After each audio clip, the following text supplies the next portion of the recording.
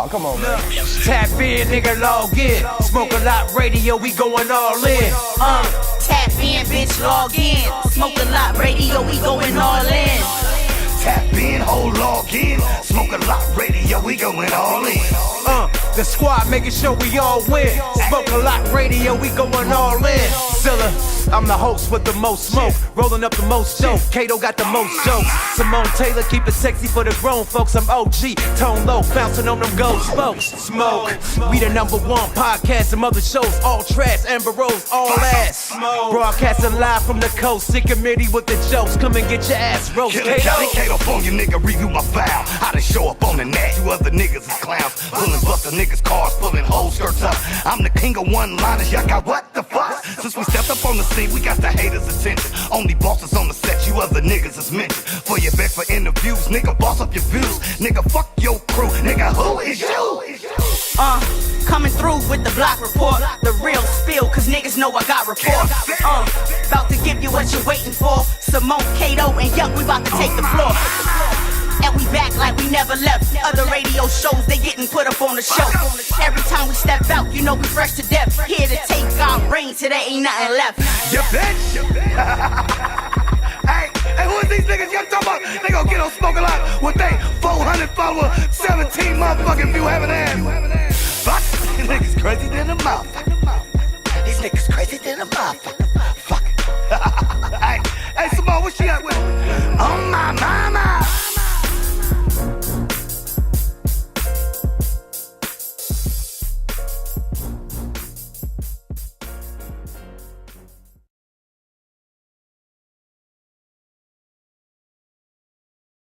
Hey, tap in, nigga, log in. Smoke a lot radio, we going all in. Hey, it's your host with the most, Culatto Smoke Yuck Mouth. The only one in the house tonight, man. Gotta hold it down for my co-host, man. It's Valentine's Day, so, you know, they got hot dates and gotta hang with the fam bam and all the woo bap bap the bam bam. You feel me? But you see, I got my Valentine's Day red on for y'all. Yeah, dig. Red roses and red sweatsuits.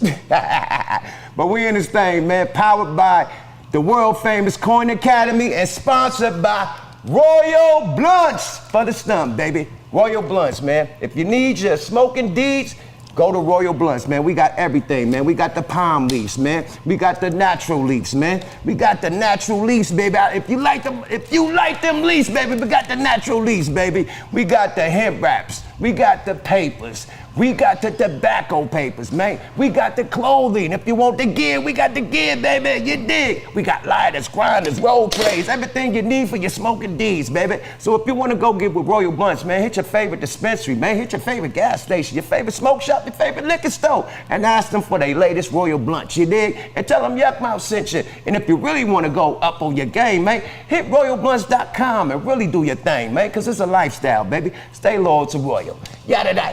Boy. All right then. Great. Legendary guys in the building tonight, man. And it's an honor and a pleasure, man, to have the Ayatollah Marv up in this thing, man. And to have the old school homie, man, T-Hussle up in this thing. Legendary artist, legendary producer, legendary DJ, like all the above, man. All the things, man. So we're about to get up into this thing, man. Smoke a Lot Radio, man. I want to start off with T-Hussle, man, because you come from a music background, man. Big time music background, man. You started in a group called The Family. Right. And it was you and your brothers, right? Right. Y'all was really the family. Yeah, we was really the family. Which y'all was like trying to be like the Jacksons and shit, because y'all was young boys. Like everybody else. So explain that, like how, because to get signed that young, did you have to have consent from your parents? It's like, explain how that even happened, how y'all got discovered and how y'all got your idea, who y'all signed with, and the whole spiel, man. We need to know that history. My uncle, lead singer, Parliament Funkadelic, Glenn Goins. Okay, so, yeah. Bernie Funkadelics, mate, yeah. My mom had the children choir, then we formed a group. We won talent shows, Star Search and all that shit. Won Apollo Jam. Hold on, you did Star Search? Yeah. They don't know about Star Search, bro. Star Search. Come on, man. And y'all won it? Yeah, we won it. And then we went to the Apollo. and one amateur night. And that's the Jam Master Wow. So the Sandman didn't come out and try to sweep y'all ass off the stage? J. Yo, nah, he ain't come. You know what I'm saying? Jay came. Oh, Jam Master shit. Jay came and got us off. And that's how, you know, I got into the music business professionally. So hold on, man. So you speaking of Jam Master Jay, like, did he like put y'all up under his wing or something? Like, how'd that happen? I lived with Jason for 5 years, sold 12 million records under him. Hold on, man. Shameless plug. Did he just call Jam Master Jay by his government? Like, yo, I used to live with Jason. Like, yo, you can't just say a little, come on, Yeah, I lived man. with him for 5 years. He really knew this man. He called him Jason, man. Not Jam Master. I live with Jason, man. Explain, you lived with him for how many years? 5. God damn, 5 bro. years. So this when you was little? From 18 to like 24. Oh, so you was soaking up a lot of game, bro, from the big dog, man. Yeah, producing and traveling. Oh yeah, somebody lights is on outside. Can we get your keys to cut your lights off? My keys are in the car. Okay, yeah, man. Anyway, man, okay. Technical difficulties. Parking lot difficulties. You feel me? But so you with Jam Master Jay, he teach you how to produce. Like what was your first machine that you was producing on? MPC. MPC? 1200? No, that's a It was a 6.2. A 6.2? Yeah, back then it was like the 6.2. That was like. So that's before the MP what did the 1200 and the 2000? No, the SP1200 was out, I think, at the time. Okay, but you did the. Yeah, this was like in 1988. Though, Oh you know yeah, what I'm yeah. This saying? before them shits was famous. This is the 6.2. They, you know what I mean? The Kai that they had. The Bush Rogers and drum scene. Okay. And did you like I know people be sampling like a motherfucker. Was your game sampling or playing? All playing. Yeah, because you came from a choir background. Yeah. So you play in church. instruments? Yeah, everything. Oh shit, that's why you produce. Yeah. Okay, okay. God damn. So was you able to do any production for Jam Master Jay or any of his artists? Yeah, I did the Bounce record, the Beavis and Butthead record. Okay. You know what I'm saying? I did J.O. Felony Records. I did Onyx he was signed to Jay. That's right. That's how he got the Def Jam. Yeah. Wow. I did J.O. first 2 records. The last record, me and DJ. You did Sherm Stick? No, I didn't do Sherm Stick. I Okay. did Lovely on the second album. I did Funk to the Head, Take a Ride, Zoom Zooms and Wham Whams. Okay. What You Gonna Do? Fucking a lot of Penitentiary Bound. Okay. So what did Jam Master Jay think about? And you, cause you was in the clique, what did y'all think about when he started going at Jay-Z helmet? He started going at Jay. Man, you know what? Shout out J.O., man. That's my nigga, man. He don't give a fuck. Period. J.O.'s a nice guy, you know what I'm saying? He dope as fuck on that mic too. Yeah, don't he dope play on with the that mic. man. Don't play with him. It's you know how it is. It goes on with you too. It's like MCing and battling. It's like a war. So it's like J.O. was trying to get his. You know what I'm saying? He, and you know what I'm saying. He went at the best. Yeah. Period. I look at it. You know what I'm saying? Right. If you want to be the best, you got to beat the Speak best. your mind up. You know what I'm And saying? beat the best. Like you can't, like you can just say it, but you got to still beat Floyd Mayweather. Right. If you can't beat Floyd Mayweather, then shut the fuck up. Right. You Right, feel me? right, You can right. say it, like, hey, I'm the best, but man, you got to beat this man. So he definitely put that motherfucking them bars together, man, to try to eat. That was the first ether, I think. Yeah. Yeah, that was the first one. Then Nas hit him with one, but yeah, that was the first ether, man. Straight up. Did you end up going on tour with him anytime? Jason? Yeah. Yeah. I used to introduce Run DMC. That was like some real iconic stuff. They used to be on the tour bus. Like, who gonna introduce us tonight? Like, let Tony do it. Wow, So, bro. you So know, you was like- introducing Run DMC on tour, bro? Yeah, I lived with Jason. That's That was fucking my- amazing, bro. That's yeah. legendary, bro. Did you have to wear the Adidas and the Kango and all that? Nah, you know what? Jason was like, if he get around you, he gonna wear what you got. He was a flake. Remember, he started the fashion shit. Walker Right. wear with April Walker before Naughty by Nature and all that stuff. You know. That what was I'm his saying? shit, Walker wear? Yeah, Walker I was wear rocking the his shit out of that, bro. With April. Wow. We used to go out to Brooklyn. My mom used to right now help April make up some of the demos. You know what I'm saying? Clothes. So Jay was real cool. Jason was a dope guy. So he was a fly ass dude from the wreck. Not scared to help anyone. Shout out to TJ, Jesse, Bo, Jitter, Terry, and his whole family. We ain't gonna let you just pass over Onyx, man. You said you did some tracks for Onyx too, man. Fredro, Star, Sticky Fingers, and my dudes, man. Yeah, you know, Fredro and Jason signed me and my brothers in Fredro and them at the same time. So I've been knowing them, you know what I mean, when we were 16. Wow. I did the Trigonometry album. Oh shit. I did that record. Like Fredro let me live with him, flew me to LA. Well, what happened, Sticky got that $1 million from Universal. Right. He seen my cousin, he was like, well, yo, where Tony at? Yo, tell him I got the deal, and yo, where he at? And so they flew me to LA. I went to Sticky crib, and he was just like, man, go to the studio, Fredro over there. But you know, Fredro was doing Moesha and all that stuff. All you know that what I mean? shit. Sunset Park and all the movies, so it's like, I ain't see him like in 3 years, but me and Sticky was always cool, because we always had the same cars. Okay. The Lexuses, you know what I'm saying? You know what I'm saying? Big boy shit. Yeah, you know, and Fredro right now brought every beat that night. It was like, yo, come live with me. Then, you know, that's when I really got into Hollywood. Got to get close to you. You know what I'm saying? People Right. that, you know, that I started meeting by hanging out with them and J.O., but, you know. Yo, man, that's legendary shit. Onyx legendary, man. Jam Master Jay, rest in peace. Where was you when you heard about the tragedy that happened at the studio with Jam Master Jay? This will be the last one, so we get to Marv. You know what I mean? Man, I was in Universal with Brother Don Muhammad. Oh, Universal out here in LA? And New York. Okay, the record label. Yeah, and something was happening to me or something. Then I got on the train and I was going home, and my mother called me, and that's when they had the SkyTels. Right. And she kept paging me, but Two ways. Yeah, I'm like, hold up, if something happened to my dad, I'm thinking like, man, what the fuck happened to my dad? Right. Because it was just a weird, you know what I'm saying? So the third time I answered it, and she said, Tony, Jason got killed. So I'm like, all right, well, that's my brother friend, Corey, from his boy up the street. I'm not thinking Jam Master Jay. Oh, wow. Bro. So then she said, no, Tony, Jam Master Jay. She said Jason a couple of times, then she said, nah, Jam Master Jay got killed. Then I said, oh shit, I jumped off the train, got back on another train, went to New York, then I went straight to his house. And that's another story. You know what I'm saying? I went straight to his house. Wow, bro. And you know, everybody was there. And I was, man, the funeral, like my brothers and my parents, and they all went, and I didn't go. And Fredro was like, yo, you need to come back to LA, because Jay wants you here. Because he was like, yo, when you came in the studio, it was like, Jay was here. He brought all my records, like, right, and put me in the game. So it was like, back in the game, you know what I'm saying? In hip hop. Right, fact. You know what I mean? Because they was my friends, you know what I'm saying? And out of everybody that they could have dealt with, you know what I mean? They was like, yo, come on, Tony, you gonna do it. And then the Day in the Life movie and all that stuff, then wow. We still friends to damn, this day. Bro. Matter of fact, Ayatollah's doing Fredro podcast this week. Okay, hell yeah, man. Now let's get into the Ayatollah, man. Rest in peace to the legendary Grandmaster Jay, man. I mean, Jam Master Jay. What the hell? That's a drink. Jam Master Jay, man. Right. Forgive me and excuse me. I mean, man. Ayatollah been rolling for 20 years. Oh shit, so you've been knowing him since you was coming to LA back in the day? He got me on Warner Brothers. Wow. My Warner Brother did that deal for $1.9 million that they was talking about. He the one who took my CD and took it up there with a bunch of other people, and they was like, nah, we fucking with money. Ayatollah Marv did that. Marv, man, explain that situation, man, because you in the industry and shit too, bro. You've been doing a lot of shit, bro.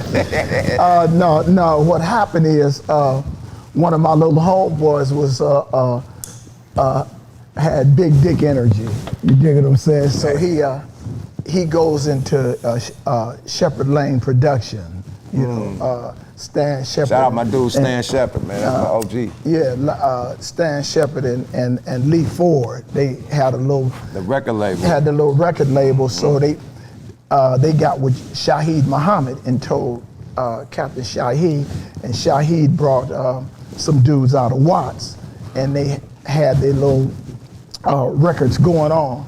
And so when they had their stuff going on, Lee telling me, he said, man, I can get 1,500 Pyrus and I can do this, and he's going big on Naeem Ali from Warner Brothers, right? And so Captain Shaheed like, man, I got this guy up here talking about he can get 1,500 Pyrus. And I'm like, bro, we don't have 1,500 Pyrus right now if we count the crackheads, you know what I'm saying? So, so who is this guy, right? So he man, Mom need to come to Culver City. So I comes to Culver City. When I come up in Culver City, it's little Lee Ford, my little bitty homeboy. So he's like, oh man, so when I walk in the room, everybody like, oh, who is that? So Lee tells me, oh man, that's my big homie. So I'm looking at the other dudes in the room. I'm like, wait a minute, what the hell is they doing here? I feel like, Cap, why didn't you give him Hustle's record? Like, Hustle's record, what I'm gonna get? I said, bro, I said, I believe, come here, let me holler at you. He go, I said, man, I gotta do it. Play all the instruments. Ain't no middleman. This nigga here is down. He said, well, Marv, you say you down? I'm like, yeah. So I went and got the CD, went and got his CD, gave it to Lee. Out of all other CDs, Naeem Ali took his. Like, we on and popping. Wow. You know? You got 1 point what? They say well, shit, I got 700,000. That's still a lot of fucking money, man. A lot of a lot of But the money. deal was like, well, you know how it goes, like the forecast and all that shit. You know what I'm saying? Yeah, you still got to have an album budget and all that shit. Yeah. You know what I mean? Marketing dollars and shit. You know, but god damn, bro. So that's when but he was holding you down before he even walked you up in there. Yeah. How did y'all initially meet? Through Captain Shaheed. Oh shit, Yeah. man. Salute to Captain Shaheed, Yeah. man. Definitely, man. Shaheed told me I need to hook you up with this young brother. He's messing around here, him and so he had. I thought he was the when I first met him. I thought this was the wackest dude in the world. He came out with an album. Marv, fix your mic right quick, buddy. Yeah, mic fell. Yeah, you gotta turn it around. Yeah. Thank you, sir. Is that good? We're Yeah. live. Yep. Yeah, so he came out and he showed me the album, and the album was called Blueberry Chronic. Right? So you know I'm set tripping, right? Right, off the rip. I'm like, Blueberry what? Blueberry Chronic. These dudes is comedians, right? Right. But then when I got into him, this dude is talented. Right. Man, this dude wrote a whole album in a motel. I mean, from start to scratch, he had these girls, he named them Sugar Jones. Ooh, Hell of a name. that's a hell of a name. You understand? And it had a record, In My Blood. What's the other one? Should've never gave a nigga no pussy. Pussy. He's Stevie a Wonder freak. like that. Stevie Wonder, that's his Man, favorite look song. at here. This dude Stevie made, Wonder favorite song was shouldn't have gave a nigga no pussy. Yeah, that's his favorite song. man, she talks about how she turned this guy out. Right. You understand me? I wish we had it. The power of the pearl, man. Power of the pussy, man. Yeah, for sure. So Pussy I power saw for how real. incredible this dude was. Okay. You know, and it's just some things that had on. We toured with Floetry, you know, so he had a good ride, you know. Oh, wow, man. That's fucking legendary, man. I was just talking to, we just did an interview with Stan, you know what I mean? So he was talking about the whole shit when he had the record label. What was it with Battle Cat? Oh yeah, he had a record label first Or with DJ Tony Pooh. Lane. One of them. He had. It was one of the DJ rappers he Quick had and linked DJ up Quick. with, though. DJ Quick. DJ Quick, DJ Quick, well, right. Yeah, Tony Lane had him with DJ Quick. Right, And right. Then they went with Sugar Free. Sugar Free, Quick. right. Yeah. Right. And shout out to Tony Lane, you know, Big Tone, Tone Struck Records, you know. So Legendary power move dudes back in the day, man. Yeah. Like back in the day, you had to have somebody that could walk you up in them offices. You know what I mean? Like we could have the most talent on earth. You know what I mean? We had a manager called AJ Pavel. He walked everybody from the Bay up in them offices and got everybody a deal. Drew Down a deal, Mac Mall a deal, Richie Rich a deal, us a deal. You know what I mean? 3 Times Crazy and so on. So you need somebody Right. like you know what I mean, to walk up in them offices. So you got a real legendary hip hop career too, like musical career. You know what I mean? Period. Like in entertainment. You know what I mean? You was managing and you know what I mean, bodyguarding. You know what I mean, for some of the biggest in the game. You know what I mean? And His nephews working. is the biggest guys in the country. His nephews is like one of the biggest rap groups in the country right now. Who? Ray Sherman, That's your nephew? Sway Lee, and Akil, Slim Jimmy. Yeah, we just put together this man. deal with Zab. You hear that? Ah! Hold on, man. Just said that so smooth, man. Ray Schmurmer. That's his nephews, man. Yeah. Come on, man. Just in Florida with him for New Year's, man. Had a ball. I mean, these Come my on, guys, man. They are the man, especially Sway Lee, man. He out there killing their ass, man. Yeah. Oh my Lord, man. My sponsorship done fell down, man. Hey. But goddamn, so Ray Sherman, you got you said you was bodyguarding for who? Oh, I was on the detail. I did Set It Off. Oh shit. I worked on Set It Off. I did Gridlock with Vanessa Williams and Arnold Schwarzenegger. Tupac. I did Tupac Gridlock. Then I worked for Mike Tyson. I worked for Mike Tyson for 2 years. Then I went with Bobby. Tyson needed security? Yeah. No, he just needed somebody to counsel him. I'm like, hold on, Tyson knocking niggas' heads off, man. I don't see security I can fuck with him, man. But see, the problem is if he hit him, they suing him. If I hit him, all I can do is go to jail. Right, or it's self-security, man. Whatever it is, he got my back on it, you know, so it's all political, you know. So when you was with Tyson, was you on the East Coast with him? Or you was out here? We traveled the whole United States and shit. I mean, we was, after he bit Evander Holyfield's ear, we was off one whole year. He was off a whole year, and still in that whole year, Michael Jordan was the #1 paid athlete in the United States. Mike Tyson was #2. And he was off the whole year? He was off a whole year. That's what, you was there when he bought the white lion? Yeah. The white tiger? The tiger. Come on, man, wilding out. Yo, I seen some footage of him just like toying around with him like he's a rock wilder. They all playing and the tiger all tackling him and stuff. They wrestling and shit. I'm like, this is crazy, man. Yeah. You know what I mean? Mike's a good dude, real good, man. good dude. I like the weed smoking Mike Tyson. So he don't seem too threatening right now. He seemed cool as fuck. Like the weed guy, I'm like, hey man, I'm a cool, peaceful dude. But he was shouting on a couple niggas on that. He scared the shit out of Lil Boosie. Yeah, he checked the shit out of Boosie. I was like, man, he about to snap, man. Get this nigga a joint. Let him go back to peaceful Tyson, man. This was shit from the Bay. Huh? This was shit from the Bay. Or that? Yeah. That's some LA shit, man. That shit crazy. Yeah, that's the guy. Yeah, you had to put him out, huh? Right. Give him a break. Like, nigga, your head sweating. We gotta get you a towel or something like that. Yeah, for sure. Right. So, what was the most legendary moment, or the most memorable moment that you had with one of these celebrities? Like the craziest experience, or the best place you ever went, you know what I mean? Like, far as overseas or anything, like some shit that you never seen in your life. Like, what was the dopest experience? Most of the experiences that I had with celebrities, I mean, it was a blessing to revisit them, because I sold dope in 40 states of the United States. And so to go back on a top tier and revisit these places is a hell of an experience, you know? When you just on Martin Luther King and in the hood areas, then when you go to these places, you know, like, I thought I was. Did y'all go to Detroit? Don't Detroit feel like us? No. Detroit didn't feel like us? Detroit. That's how it looks. I mean, Detroit to me feels like misery. It's cold as hell there. Yeah, that too. They way more serious than we are. Yeah. You know, so I mean, I tried Detroit. I tried. What up, though? They do their thing, you know. But Quick was like, Detroit, it's just like Compton. Just like they want to be like Compton. Okay. The only thing Quick says, Oakland is just like Compton. Nigga, for real. Hey, that's the Down business. In that whole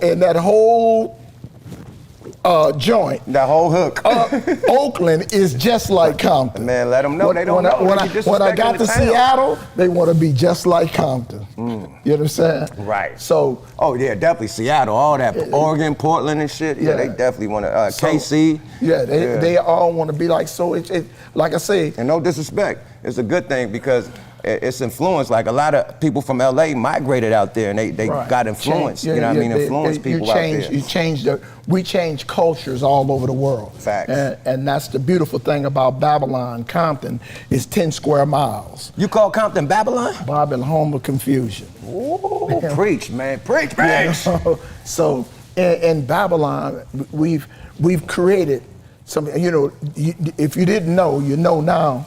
The Super Bowl was straight out of Compton. Everybody that was on the Super Bowl, but Mary J. Blige, was straight out of Compton, and they Snoop, wouldn't have been possible. And Snoop Snoop, basically the whole rest of them straight out of Compton. You know, you Snoop, Long Beach, out of Long Beach, come up right next to Compton. Though. Yeah, it came up through Death Row, through Compton. Dr. Dre made all these things possible. Compton. He made Kendrick stayed across the street from my mother's house. I never knew this dude could rap. Man, they never know we could rap until we rap. But you know, you usually see these dudes. Matter of fact, we was at a party, at a Warner Brothers party, right? Right. And they had just put J-Rock on Warner Brothers, right? And I see Kendrick He like, hey, Marv, what's up, Marv? I'm like, oh, what's up, Kendrick? So I'm thinking he with J-Rock. Right? So I see him. Next time I come home, I go to a show with Game introducing J-Rock. I see Kendrick on the stage. He was K-Dot at then. You K-Dot. He started off with our other little homeboy, Shorty Bang. Okay. They were the Young Piranhas. Oh, shit. Out of Compton. Okay. Yeah. So he had a group. Yeah. They was a little group. Back in the day, before Suge them even started, you ever heard of the Inner City Hoodlums? Nah, I haven't. Inner City Hoodlums, that's Shorty Bang and his brothers, the white boy. Tone them, you know, and they had Inner City Hoodlums, and they was a Compton little group. They was producing in their mother's garage. Right. And then Suge came along and they did some stuff. It didn't work out. But the Inner City Hoodlums and everybody on the west side, Piru West Side, you know, come through the Inner City Hoodlums. Operations from the Bottom, ODGB. OTB. Yeah, so all of them dudes come through Inner City Hoodlums. What about, was CPO from Compton? CPO, I don't know. Okay. Yeah, so that's how, so I'm like, I see Kendrick a couple of times, right? So I'm in Florida, I'm in Fort Lauderdale, Florida. I get a call. He like, man, that little dude, Kendrick, stay across the street from your mother. He like, you seen him? I'm like, seen him do what? He said, man, go get the Source magazine. I go get the Source magazine, he's standing there with Dre.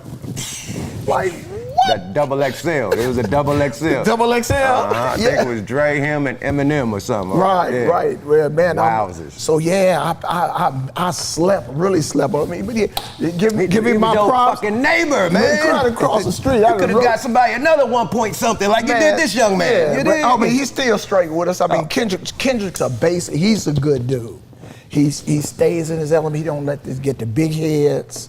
He's, you know. He's a man. To me, man, he's one of them dudes from the outside looking in, man, that just all about his business in with the riff-raff and shit. He get in, do his shit, and then he disappear into the night. Right. You know, he's like Batman. You see the bat signal come out, he's coming out. Other than that, nigga, he's in Gotham, you know what I mean? He probably in disguise. He's Bruce Wayne. You don't know who he is, you feel me?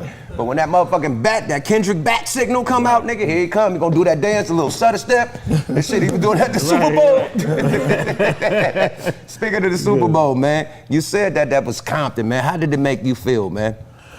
It kind of hurt my feelings. Huh? Hell no, hold on. Slow down, Turbo. Here we got a whole Super Bowl. Right. You got Inglewood doing major shit. They got Market Street closed down. They down at LA Live, pumping up. Right. Compton looking like a graveyard. Just shut down. No exploiting, no nothing, no making any revenue off it because we sleep on our own people. Wow. Our political system is such bullshit. Most of these coons, man, they on some far-fetched. I mean, I started Dre Day in Compton. Wow. Dr. Dre was the first black billionaire out of Compton. Salute. I went Say to that again, man. The first black billionaire man. out of Compton. With a B. You did. So I went to the city council and I asked the mayor, like, hey, check this out. We need to represent our legends. Right. At the time, Asia Brown was the mayor. She says she didn't want Compton to go in that direction. The only direction it made it in, I mean, we've always been famous. Right. But NWA put something different on Compton. Facts. He took rhyming into gangster rap. Right. You know what I'm saying? Right. So then you got, man, we had major record, you got Death Row, then you got Shepherd Lane Productions, you got Heavyweight Records, and TDE right now. TDE. That's where Kendrick is signed to. Oh, they in Watts. They wow, They shit. Big Top is from Watts. Okay, yeah, my bad. They are. That's the Nicholson Gardens. Right. That's Yeah. where J-Rock from. Yeah. Exactly. Yeah. Okay, So, my bad. It's okay. I mean, I it's don't. all- Yeah, you here to lace my boots, mate. Niggas So- be thinking like, hey, they all from Compton. Hey, Yeah, sorry no, about Kendrick that. from Compton. Everybody else from Watts. I say they put their big shows on in Watts, and they look out for Watts. Right. And Compton don't look out for Compton. You dig what I'm saying? So when she says we don't want to go in that direction, I'm saying I don't need the city. So I got together with my homegirl Cynthia Nunn, we got together and we did the first Dre Day. We did June 19th. Young kids don't know anything about, the freeing of the slaves 2 years later, about Juneteenth. They don't know anything about it, but when you say now, June 19th in the city of Compton is Dre Day. So every June 19th until this situation happened with Suge. And so we're trying to press this June 19th to be a big event for Dr. Dre commemorating. So I gave Dr. Dre a hood, the first hood pass anybody's ever gotten, and a scroll from all the gangsters, all the students. Everybody wrote that he has an official pass, a hood pass. Go everywhere. Anywhere, and there it is. And so we gave a lifetime achievement for DJ Quick, and gave a big mic to Kendrick, because he said he was the king of the MCs. They was mad about it. He holds that crown, man. Yeah, so, and he continuing the legacy of Compton, man, and LA rap period, man, at its highest form. Like, he's one of the top 3 in the game right now, if not the top number 1. Right. He's fighting with a couple dudes, Drake and probably J. Cole. They all 3 going at it. You know what I mean? But he's top 3 in the fucking planet right now. So y'all putting up numbers here, and great talent. But as of the show, was it the performance? Everything was cool. Like, people was kind of mad at Snoop Dogg crip walking. Like, no, I mean, that was, the performance was genuine. Right, stellar. And it pushed up, and a couple people was like, man, 50 didn't come up with, he was humble because he was just part of it. Maybe just a part of it. You dig what I'm saying? So everybody ain't got to flex their muscle. Speaking of muscle, they try to say 50 was fat. Like, man, we 40-some years old, bro. Yeah. Like, what the fuck you expect? Like, a motherfucker still look like what he did when he was 20? Right. 20-something to 30-something? Like, come on, man. But everybody got something to say. Like, Al Capone said, I don't care what you say, just spell my name right. Period. End of the story. I think it was legendary, though. Period. Yeah, it was. They're talking about it. It changed the face of what halftime shows was going to be, because they had been falling off. They said this morning that after the halftime show, it's the first time in history that a Super Bowl got 40% more views after the halftime. It's never happened before. Wow. Yeah, the culture showed up. Because, it's just like the halftime show was so good, people just turned off. So when they turn on the halftime show, they said, well, shoot, let me just keep on watching. That's exactly what happened. My wife said, I don't want to see none of this shit. Tap me in on halftime. And that's when she tapped in. We started recording on halftime. We didn't record none of the first shit. We we're going to record this halftime. Yeah. So we was the same ones. My wife was like, I want to see that shit. I just want to see halftime. Right. So this, it's another legendary thing that we put down. So and that's, I love these podcasts, because this is a way that you let people know really what we doing. Right. Because people be sleeping on you. Like, oh, he ain't doing nothing, he ain't doing this, he ain't doing that. Bro, you just gave me so much history that I didn't know you. See, I thought you was an activist, you know what I mean? Like a community activist, you know what I mean? Somebody that's trying to help the kids, you know what I mean? Steer them a different way. I'll beat the kids down. I don't care about no kids. Smack the shit out their ass. Whoop their ass. Because, especially in our group, when you talk about this hood shit, instead of being real, the first thing I say, well, we out here for the kids. Kids still getting killed. Yeah, and kids are doing all the killing. So how are we helping the kids when we're administrating shit and it's not stopping it? And you don't need to stop violence with money. I don't need a program. Right. All I got to do is get with my homies, be in their face every day. Right. And they say if you keep on feeding them, they start looking like you. You dig what I'm saying? So. Absolutely. Speaking of that, man, it was a young fella, man, Crip Mac, that got disciplined by his homeboys, you know what I mean, I guess for false flagging or whatever.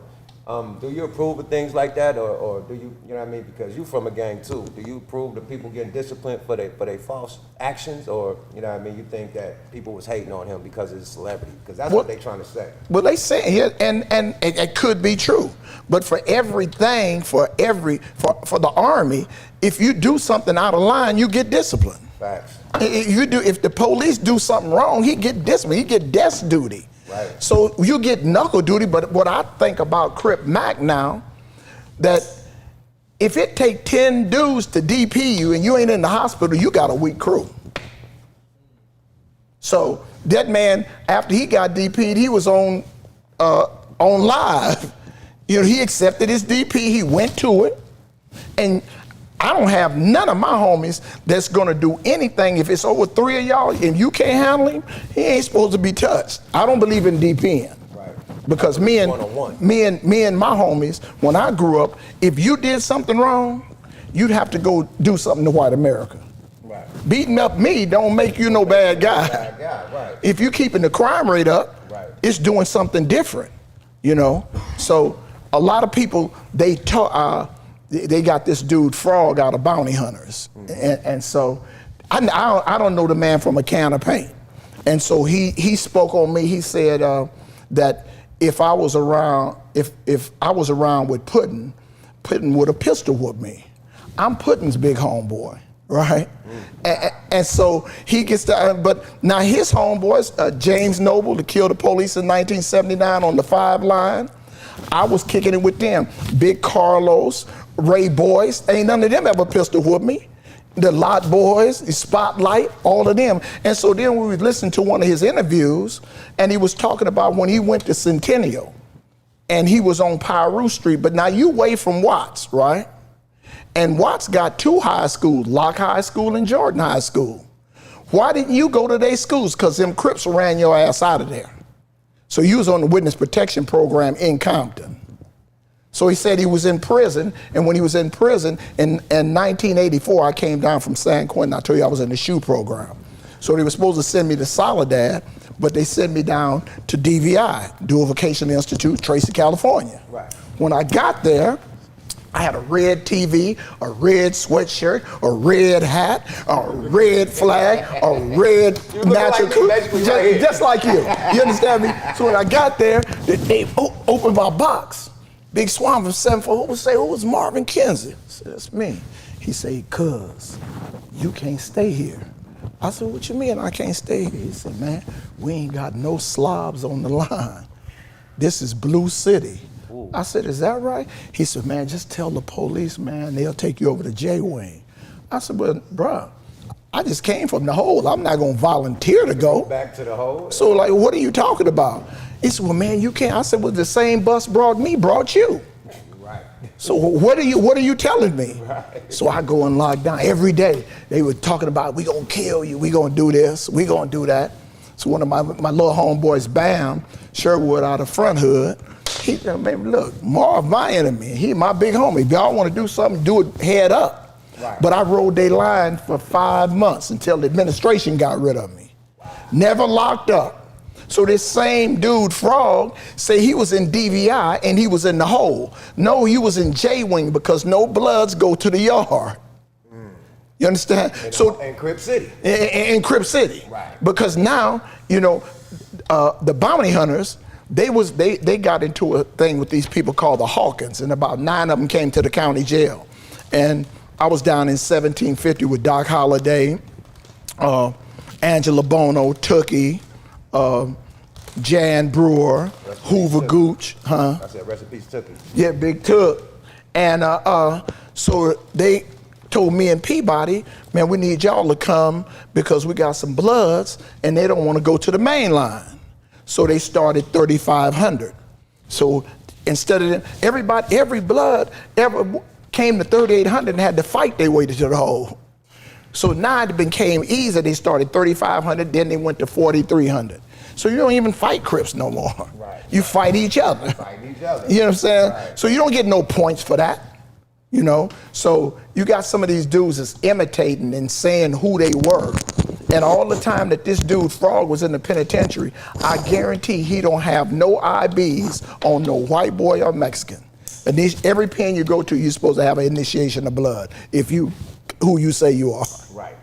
So you just sitting there working in the kitchen, man, don't come at me. Y'all done shit every penitentiary I've been in down, some kind of way. Hey, man, yo, man, I be seeing interviews, man, where people be trying to disrespect. I seen one with you and Charleston Wright when everybody was at the Down South podcast. I don't know what it is. Boss Talk 101. Yeah, he walked off. Yeah. He walked off. But see, this man here, I mean, like you say, he's a shock jock. Yeah, he's a shock jock. And That's what I so was gonna say. he came into California with an ulterior motive. And when he came in, he's boasting and he's doing this, and he goes back to Texas and he get to blabbing his mouth. Like talking down on Yeah, like he going in on the man that brought him into initiate. He came to California, he didn't know 8 Trays and 60s was enemies. He came in naive as hell, and Skull, Melvin Farmer, put him straight, introduced him to the 60s, got him in Nipsey Hussle's funeral. Yeah, he talked about that. Did all of that. And then man talk shit about Nipsey dying. Come- That shit don't make. Man. You went to this man's Funeral. Yeah, the big homies from his neighborhood, like showing you the motherfucking rope, showing you love out here in LA. And then you go back and shit on not only the people who brought you through and had you, gave you a pass. Gave to you where a pass. A motherfucking hair on your head won't be, a motherfucking eyeball won't be knocked out, another one. right. But anyway, give you a motherfucking pass and then bring you to this man's funeral and then you disrespect this man's death. Right. And disrespect the people that bought you. That's fucking ass backwards, man. And you are OG. You supposed to be an example. Like, you talking about you for the kids, man. That disloyalty shit that you're doing will get any one of these kids killed. Talking down on the dead will get any of these kids killed. That's not a good example. But you say you for the kids. You can't making examples like that, because if they follow you, some shit gonna happen. And hey, good luck. It just shows you, me and Hustle was talking about it earlier, it just shows the example that the toleration of dudes from California is not happening. Kodak Black just got shot. Right. He got shot because he disrespected Nipsey. You dig it? Oh, that was because of the Nipsey. You know what I'm saying? Dudes come up there from what I understand, because I wasn't there. Right. You understand me? I understand. Allegedly. What's that? Is that what they said? Allegedly. Bro, get at him like, man, that was so fucked up what you said about Nipsey and Laura London. And they get off on him, and this dude packing. You know? So it didn't turn out well for you. But everybody gonna get it, man, because this here, California dudes, see, this is the only transit state in the United States. Everybody come to California. Yeah. You know, you go to New York, you want to hurry up and get out of there before the snow. Right. You don't even want to go to Mississippi. You understand me? Miami, you might get a hurricane. You're going to go to Miami and kick it during the summertime, but Cali is a place where everybody comes and wants to stay. It's the industry here. You know? The music industry, the movie industry, the comedy, the fucking... Homeless industry, we got all kind of industries. Homeless industry. Yeah, man, that's a big business, being homeless. Our government running it up too, getting all these motherfucking money for them, and they did shit. Yeah, they was build some houses for them motherfuckers. They built shit. And if you buy it for him, what do you want it for? That's why he's homeless. He don't want a responsibility. Right. You know, he doing that professionally. You know. Definitely, man. Why did he walk out? Like, was he intimidated? Like, No, because see, first of all, like I told, we had talked before. I didn't know him. not to ask no questions, but Because that's behind the scenes. I heard a lot of arguing and shit. Because he's not a dude that can debate with anybody. Right. All he got to do is, because on a real platform, he's an ignorant dude. You know what I'm saying? Right. He cannot debate with you logically, because when it comes to the foundation of what they state is and what they did, because you're talking about, do you realize J. Edgar Hoover, Right. he made people public enemy number one. Us. You know what I'm saying? So this man said out of his mouth he would work with the FBI to get rid of every gang member in California. Right? But his gangbangers all over the United But States, all over the world. Yeah, now. but he want to get rid of them everywhere, but he want to get rid of only blacks, right? It's Mexican gangs, Chinese But he wants to attack. So I made him, I was on Cam Capone, and I made him public enemy number one to black people.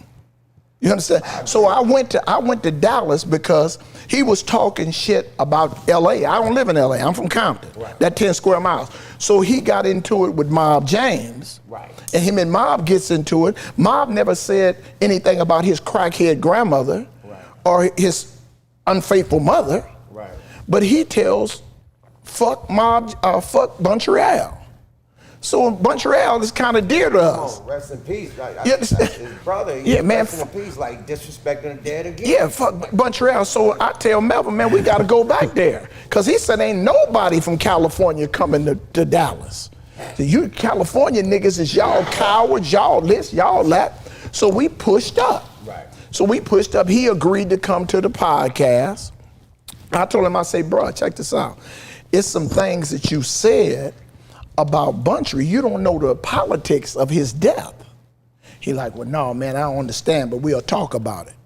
So when he sat down, he goes on to his dissertation about what he wanted to do, and he never intended for us to debate or never intended to exchange ideas. Right, right. So when he saw when he started disrespecting Crips, Melvin couldn't take it no more. Right.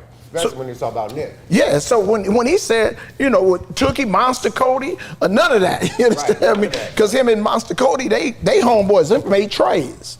You dig what I'm saying? Wow. So when he said that, so now he sees the heat is on. So like, I don't know what they was gonna do, but you ran out your own studio. Facts. You know, we here, California here. That man got little, said nobody from California would come out there. Yeah. You raised up from your own podcast, my nigga, got little. So screaming, fuck it, I ain't gotta be here. Like, yeah. Oh, like you said, nobody from Cali could come to Dallas. Couldn't come to Dallas. I just left Houston, man. They got love for us, man. I don't know what the fuck this dude talking about. Man. But he's talking about rap a lot too. Fuck Jay Prince and all this. Like, nigga, Yeah. are you serious? You know, it's only so far that you can't go to Houston. At all. Good luck on that one, Jack. You know what I mean? You talking about, hey, Cali can't come. Nigga, you can't go to a state next to you, nigga. At a all. city next to you, nigga. Right, Fuck out right. of here, bro. So, I just want to ask, like, when will the disrespect stop? Like, why is people allowing this? You know what I mean? And we lose the good ones. We lose the Nipsey Hussles. You know what I mean? We lose the good ones, and then the ones that's out here that's spreading all the rhetoric, and agitating people and instigating shit. You know what I mean? False shit. You know what I mean? Like, he making these kids like, I'm gonna be a snitch. I'm snitching on everybody. Like, come on, man. Right, right. Real hood politics ain't having that, man. Niggas don't like neighborhood watch, none of that shit. And then he went on a podcast and went to the feds against me and Melvin. Oh, he called the boys? He went to the building. He had an appointment. Come on, after that podcast. After the podcast, he says Ayatollah, Marv, and Melvin Farmer are serial killers. Gang leaders. Gang leaders. FBI, I need help. Hold on, I got it on my phone. Come on, my nigga. This can't be serious, my nigga. What? This nigga, oh man. Why y'all follow this nigga's a real fucking rat, snitch ass, dirtbag nigga? And he tell you that. I'm gonna tell on them all. But you antagonize it. You can't keep poking the bear and then go run to the police. You wanna poke the bear. I'm gonna shoot you. I'm gonna kill you. I'm a nigga. I lost the eye. I shot you. I shot a white man. No, he never did. Okay. No, So he never did. He never shot no man. Okay.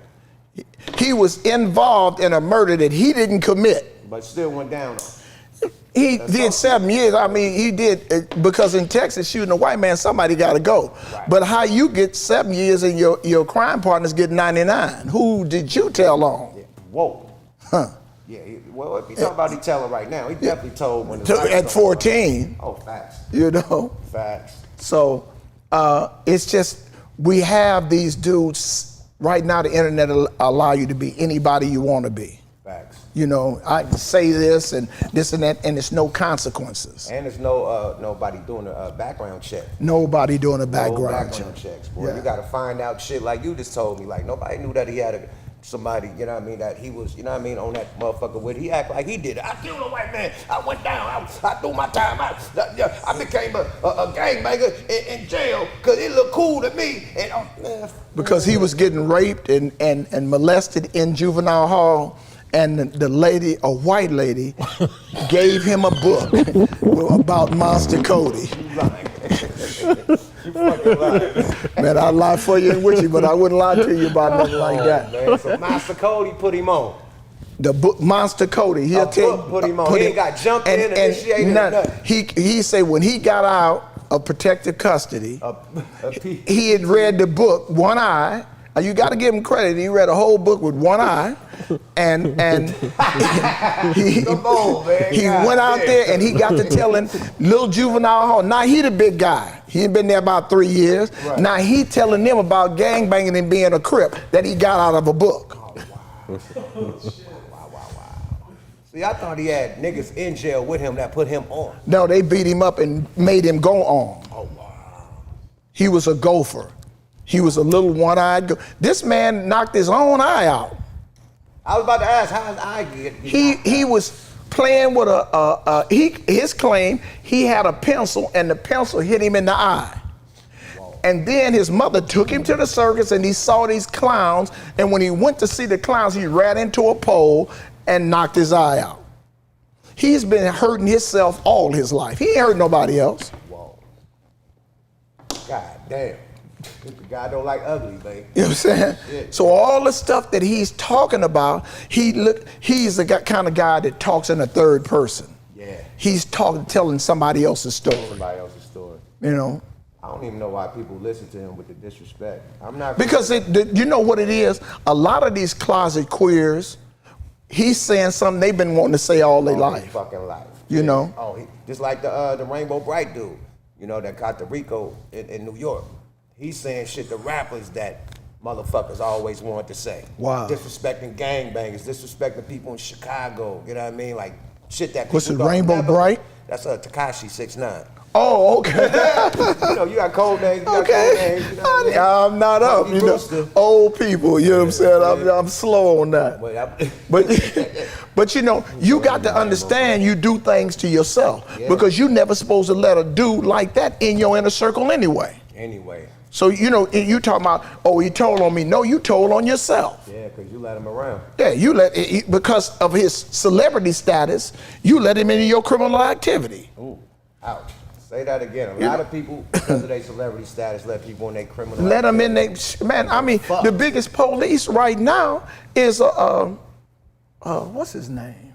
Shit, Balad. Huh? Balad. It gotta be. No. Balad get niggas arrested. Oh yeah, well he already the police, but now I'm talking about what is his real name? Is he a rapper? He's a rapper, #1 rapper. And he's the police? Yes, Freeway Rick Ross. Oh, Rick. Oh yeah, the officer. Yeah, officer. Yeah. Marshal Rick Ross. Yeah. Was that true? Was that really him? Yes, that's how he got Freeway Rick's name. He was the police in the penitentiary, and that's Rick. He was the CO. He was the CO. I seen that picture. He was smiling like a motherfucker, like he Yeah. just came from getting a motherfucking Big Mac. Yeah, so he was he is the first of the hip hop police. Wow, and able to talk all this. Everybody bring all these dudes in and bring them in and hear that and don't know how your wires is tapped or how you got it. Ouch, ouch, ouch. You know, ouch. once a police, always a police, bro. You don't change. You connected. Huh. You connected. You still got a pension. Don't make you a bad guy, but I don't want to eat dinner with you. God damn, man. And Rick, the real Freeway, you know, we done had him on the show too, man. That's the homie, man. His son, our homie and shit. And the shit that they put him through to get his name, and he still couldn't get it. That lets you know that you part of them boys. Yeah. Them boys gonna ride for their boy. That's right. Period. You know? But Rick's a survivor. Oh yeah, he's a hustler. Man, he's getting money. Yeah, Woo. he gonna stay in it. You Run know? it up. Run it So up. you know, it's just about the perseverance and the determination that makes you a winner or a loser. Absolutely, man. So, advice on any gangbanger for these youngsters, man. Like, would you advise it? You know what I mean? Just being a new guy. Like, what about these people out of town, like a Charleston White, next Charleston White, like somebody that Okay, I got some young homies out of South Carolina, North Carolina, right? Okay. And I'm not opposed to gangs. Right. Because the Democrats and the Republicans was gangs at one time. Gangs. You know what I'm saying? They was the blue side. Yeah, they was the Whigs and the Federalists. And they ganged up against England, and you got the Boston Tea Party. Facts. You understand me? And through their whole cooperation, they established a whole organization. The Italian mob was the mob. They was a gang in Italy and came over here and got a whole cooperation. We ain't been killing each other but for 50 years. Yeah. You know, man, St. Valentine's Day Massacre. Man, I'm telling you, so mob. all of that. The mob. So the you first go. time they heard of a Tommy gun in the streets. Yeah, The mob. first time, you know, when King James went against the Vatican and started the Episcopalians, they had a 300-year war with Wales because they still wanted to be Protestants. You understand me? So the first religion that was against Catholicism was the Episcopalians. And so Scotland and Wales didn't want to do it, and they became Puritans, and they fought. So gang banging, yeah, you know, so it's been like that. But the only thing that's different from us and everybody else is our elders don't take care of the youth. We've got the only race of people that criticize your kids. And anything happened to a child ain't their fault, it's my fault. Facts. Because I wasn't there. Yeah, they you understand me? When you're in the penitentiary right now, homie, the Mexican gangs, the old ones tell them young vatos and mayates, you don't do this, you don't do this, Holmes, you don't do that, this is the rules, Holmes. Yeah, they let them know. Now, in the penitentiary with blacks, a 50, 60-year-old, hey, homie, I know your homie. Man, I used to go dope. Yeah, I was selling dope with him, and I know this girl. So now he trying to be 20. Right. Through the youngster. You feel what I'm saying? Giving this youngster game. I wouldn't have, my first 2 years in San Quentin, I wasn't allowed to talk. I come from YTS. I come straight out of the Youth Authority and went straight to YA. And I wasn't allowed to. What is you? From YA straight to the pen. Straight to the pen. Straight to San Quentin. Straight to San Quentin. Yeah, I didn't go to Tracy first. I didn't go to Soledad first. I went out of Ontario YTS to San Quentin. Went to the. They were scared of you. They told me, man, they ain't gonna keep you here. It was something messed up when they say it's Marvin Kinsey. I stood up, I said, oh, I'm getting ready to go. I'll holler at y'all later. They took me up in R&R. One of the SSU officers, Kosik, say, nigga, you know why we got you here? See, you don't do nothing to white people. We brought you here to kill you. I almost had diarrhea. So I'm like, what do you mean? They shot me down and took me to the adjustment center. And one of the first people I met was Death Row Jeff, Mr. Jefferson. Right, came out of Bakersfield, California in 1942. Wanted to see Hollywood at 18. Killed 2 migrant farmers. Never seen Hollywood. Never seen the Hollywood symbol. At all. He said I got here and they didn't think I would kill. Called him Death Row Jeff. He was on death row 5 times. He stabbed a warden with a number 2 pencil. Hey, you already got forever. Why not? Why not? So this is the tutelage, the training that I had. Genuine. Yeah, they better stop it. When you went there, who else you was in jail with? I was in San Quentin with Charlie Manson taught me how to play backgammon. We played checkers. Charlie Manson taught you how to play backgammon. Taught me how to play backgammon. Come on, man. Charles Manson, my G. For those who know, man, Charles Manson is legendary, iconic. You know what I mean? Boy. Kill Abigail Folger. They say as long as they make coffee, they'll never let Charlie out. Oh my God, he killed somebody from Folgers? Abigail Folger. What, the coffee owner? Yes. Wow. So as long as they make coffee, they'll never. But in 1974, for his book Helter Skelter, he made $1.5 million in the penitentiary. In 1974. And then show you how genius. I mean, he's the devil. He was the real devil. He was the real one. On his forehead, all types of shit. But there was all semantics. He said white people had it all the time, and he said the only reason he did Helter Skelter is tried to push a blacks because the Black Panther Party and everything was doing a black movement up north, and his claim was he was trying to crank it up so it would be a black for the black revolution. So when he put kill the pig, he thought automatically would blame it on blacks. And blacks would rise up. He said he was going to rise up the sleeping giant. But it didn't work for him, right? So in 1974, they started, you could have TVs in San Quentin, right? So when Charlie got the $1.5 million, all the BGF gang members, he bought TVs for. Man, Man, shout out to BGF, man. My dad was BGF. Yeah, Black Gorilla Family. So when he bought the TVs, Charles Manson bought TVs for the BGF, nigga. That's huge. Yeah, and when they got to the penitentiary, First, Smoke Block Radio. and when they got to the penitentiary, the officials. What's it called, a moment? Yeah. That's a yuck moment. They did. Hold on. First, Smoke Block Radio. Yeah. Come on, man. Legendary stories, man. Yeah, so when they got to the penitentiary, Like that. the officials took the TV and said, you can't give to, you have to donate the TVs to the prison. So they gave them to the rats and the homosexuals. Oh, come on. So Charlie turned around and gave everybody $150 to buy their own Buy TV. their own TV. Look at that. Yeah, you can't stop greatness. Man. Yeah, so I mean that's the other side of Charlie Manson, you know. So he was down with the mob. Man, he was really down with he taught Death Row Jeff. You ever heard of the Symbionese Liberation Army? Nah. Well, the Symbionese Sin Q was in Vacaville. Death Row Jeff was a man. They say if he told you he was going to kill you, just throw dirt on you.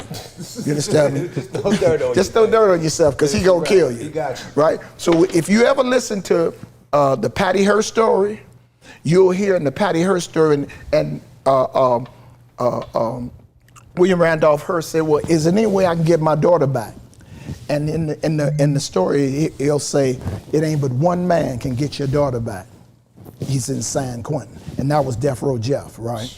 So Mr. Jefferson, he had told this dude he was going to kill him, and the dude left San Quentin and went to Vacaville. Yeah, quick. Yeah, get out of there. Get on out of here. So roll it Mr. up. Jefferson, in his voice, he said, I was told that nigga I was gonna kill him. And I told a psychiatrist for 2 years I had homosexual tendencies. Got up in, trying to get up in there on that. Yeah. See, when he got to Vacaville, as soon as he got to the yard, he killed him. Instantly. Yeah. So when he went, really got it. Yeah, and so he met Sin Q. Sin Q was getting ready to go home. So he took Charlie Manson's plan and had Sin Q kidnap Patty Hearst. And when Mr. Hearst came to San Quentin to ask about his daughter's life, right? Right. William Randolph Hearst was so amazed at Charlie at Death Row Jeff. After he heard his story and heard his life in prison, every Friday he would come up there and visit him and bring a box of Havana cigars. Wow. Every Friday. That's how much respect he had. That this billionaire white man had never heard a story like this from a black man. And he would come to San Quentin every Friday and bring him a box of Havana cigars. Come on, bro. That's boss shit. Out of Bakersfield. Shout out Death Row Jeff. Bakersfield, Cottonwood Road. Wow. Died in 1983. Bro, You know. Charles Manson, Death Row Jeff, bro. Yeah, Richelle McGee was with Jonathan Jackson in the Marin County murder, trying to free George Jackson. What year was this? 1970. Bro, I used to live in Marin County in Yeah, Atlanta. yeah, when Angela I lived in Davis. the jungles down the hill. So Okay, I only looked at it from the lower yard. I've never really been. I've been there to go to court. Yeah. Something in Marin? Yeah, you can see Marin County From San Quentin. from San Quentin. San Quentin, Yeah, yeah.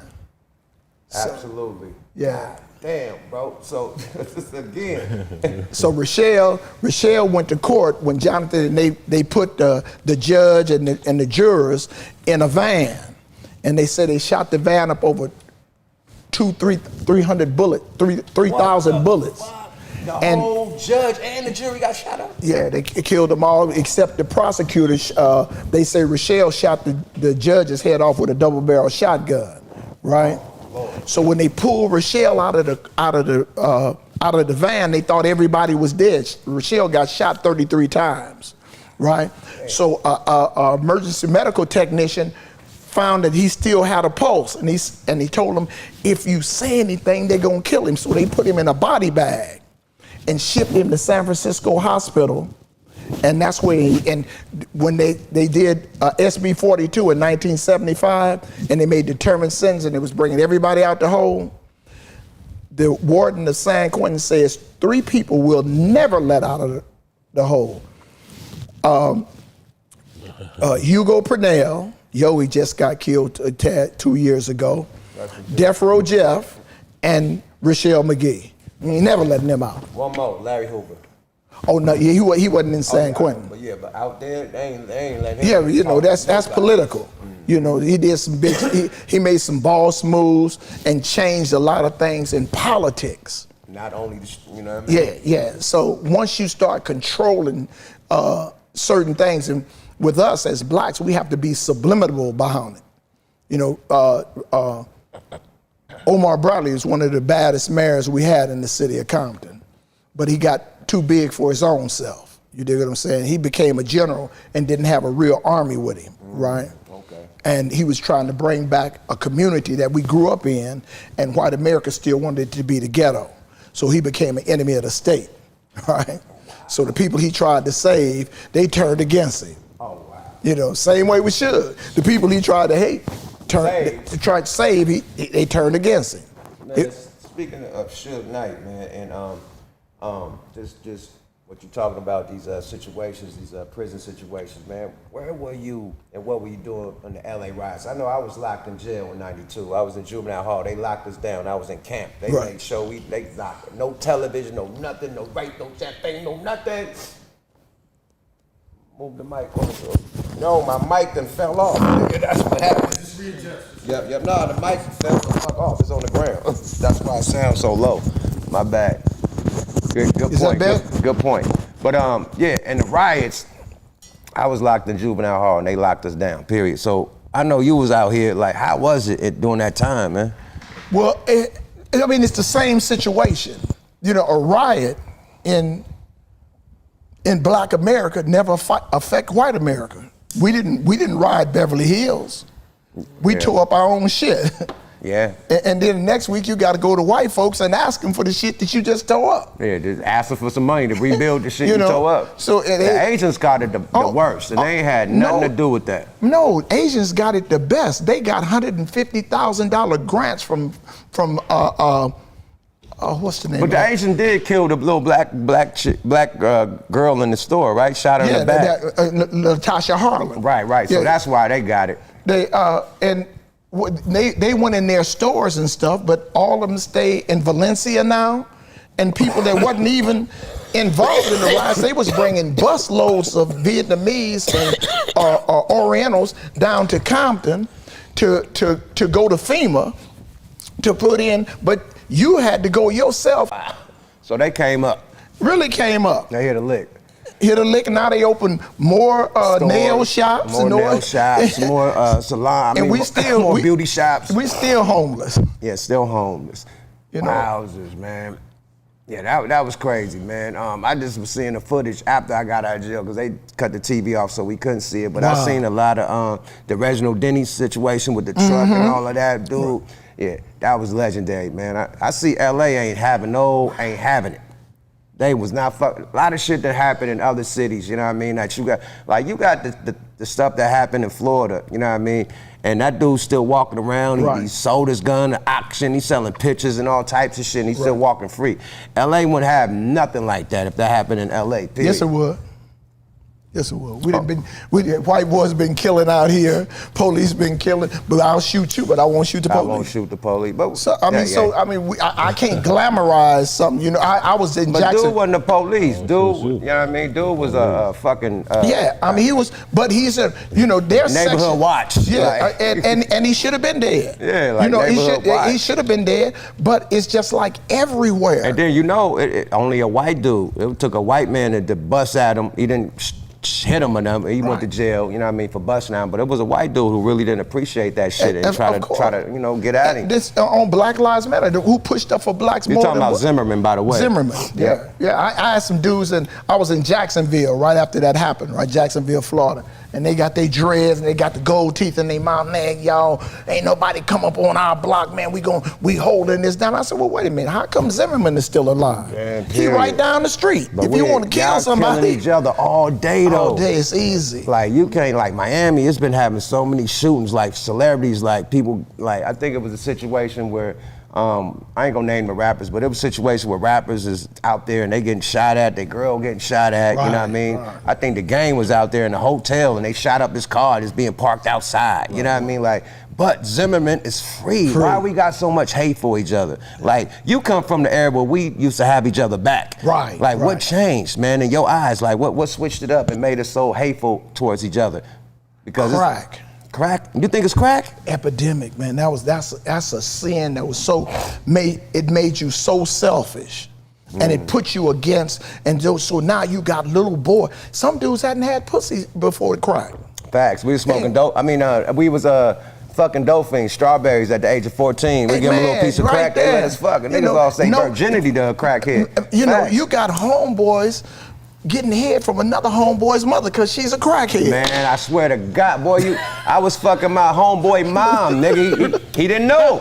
She was bad than the motherfucker. Like, she's like next door neighbor, my nigga, and I would cut school, nigga, and her son would be at school, they'd come to the crib, nigga, I bust off some crack and knock it down, period. But she was bad, just like, she just didn't want to go to the hood and purchase it. Right. And it's the days where they smoke Grammys, like they put the crack in the weed. Okay. So she was on that type of high. Primos and shit, but she didn't want to go to the hood because the Ville was treacherous. They'd fuck around, rob her, shoot her down there. So yeah, she was like, fuck it, she get it from me.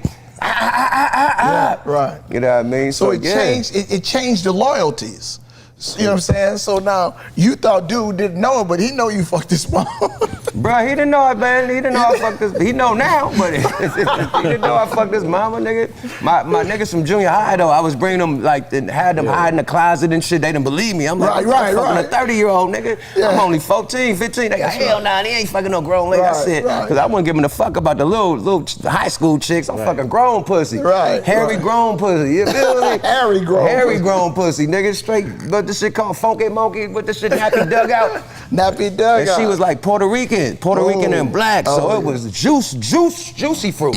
You feel me? So boom, my niggas didn't believe me, so I got them hiding in the closet and shit, hiding in the kitchen and shit. Niggas peeking through windows and shit. Man, they looking, they say putting it down, putting it down on her ass, man. Let her leave out the house. I say, see, I told you niggas. They knew I was a dope dealer, but they didn't know that. Like, they didn't know that part. Nigga, he knocking down on some shit. Yeah, man. Yeah, this fucking niggas mamas, but he had a crack air. Do you think that really fucked us up? It really fucked us up because I mean, you took a whole Reaganomics. You had a whole generation of black leaders fail to the ground. Wiped us out. Locked us down. So you got 30 years assassinated us of kids not having anybody to look up to.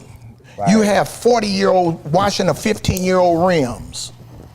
Facts. You have a 40-year-old coming to get some crack and a 15-year-old kick him in the ass. Facts. It took our souls. And the other 15% of us was in the penitentiary all that time. Facts. So you got young kids raising kids. So now you blind leading the blind. Yeah, so you get in that era, and then they start sicking video games on you. Oh, Call of Duty. Everybody shooting shit. Call of Duty, San Andreas Fault. Man, we had I ain't gonna put them on blast, but we had this crew in Oakland that used to just get hella high, play Grand Theft Auto and shit, go out and really live that shit. Snatching motherfuckers out their cars, shooting motherfuckers. They terrorize the Bay Area. They notorious. You start living that at 3 and 4 and 5 years old, and by the time you get 16, it's just like, it's nothing. It's just like playing a video game. That's all it is. That's why when police shoot us, it's not they shooting at us, because all the target, when I was with Mike, we went to Langley with the CIA, right? Right. And they showed us their training camp. Our biggest camp, about 10 miles. And they had these hostage situations. And anybody with a wrap around their head, or Asian, or Mexican, it was a good kill. But if a white man came out, you killed a citizen. No. This is the training. That's the training. LAPD do the same thing. Ain't none of their targets white. So when you go through training the locals and Crips and Bloods. So when you get on the street, you hitting the target. You're not hitting the body. Right. You go into lock mode. You're going to pure lock mode, man. So between video games, what you think? Because a lot of people trying to blame it on hip hop, the drill music right now. New York trying to currently ban drill music because of the influence that it had over them. You blame the artist, but you don't blame the company that made it. Oh, that put it out and promoted it. Like, man, that's the same shit I'm saying. So like, okay, so we couldn't say weed on the radio. 5 only had so many blurps and shit and so many, man, they could say every drug they want on the radio right now. Because crazy. It's only. I mean, when we was on Warner Brothers, and Hustle got some amazing music. Right. And who told us we don't want anything above a fourth grade mentality? Whoa, they said that? Yeah. On some ABC shit. Yeah, no, bro, y'all getting too intellectual, because he has a record called She's a Virgin Too, right? That all these girls that you see, exotic dressing and this and that, don't make them hoes. He says he had a girl in Miami, and she's a virgin too. Right. Like, nigga, we ain't putting that out. The hell you talking about making a black girl a virgin? A virgin. All of them hoes. They freaks and hoes. Yeah, we ain't saying she a virgin. Only Madonna is a virgin. Goddamn you. We don't like a virgin. That's our girl. Fuck that, That's nigga. right. We gonna keep this with So Madonna only. That's the concept of Black America. Keep them killers. Keep them. If something happens, like you just said about Kodak Black getting shot at the Grove. Right. Because it was a Justin Bieber concert, it wasn't all blast on the radio, huh? Hell nah, that shit. It was quiet. Man, that shit didn't hit none of that shit. Very quiet. Because that was in the Grove. And they protect Justin Bieber like a motherfucker. I know Lil Wayne homeboy, man, when Justin Bieber got caught with all that goddamn promethazine in his goddamn house, they blamed it on Lil Fizz. What was the little rapper name from Cash Money, goddamn Young Money, whatever his name is, not Lil Fizz, Lil something. Bro, help me with it. Bro, what was the dude name that was with Justin Bieber? When they got caught with all that promethazine. More of the story, they protect that dude. They blamed it on the rapper, his homeboy. Lil Fizz, Lil Twizz. I don't know. One of those, one of them little something. Right. But anyway, they blamed that whole case on that man. Oh, he's hanging with the wrong people. And then Justin Bieber separated himself from dude, but Justin was, huh? Was it Twist? Lil Twist? What, was he on Young Money? Anyway, okay, Lil Twist. Okay, boom. They put the whole case on dude. Guy on that.